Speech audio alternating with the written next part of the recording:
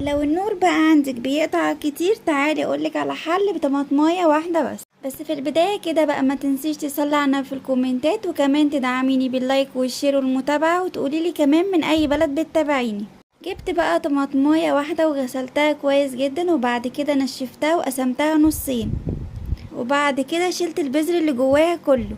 وبعد كده بقى جبت خلة الأسنان وثبتها فيها، وجبت بقى منديل وطبقته كويس، خليته صغير جدا، ولفيته بقى على خلة الأسنان كويس لحد ما ثبت فيها وبقت بالشكل ده. وبعد كده بقى جبت الولاعة وولعت في المنديل، وبقت بقى زي الشمعة بالظبط، بمكونات كمان كلها في البيت.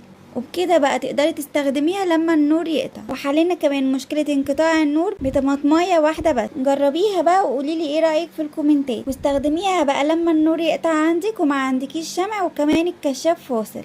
ولو بقى في اطفال في البيت ابعديها عنهم.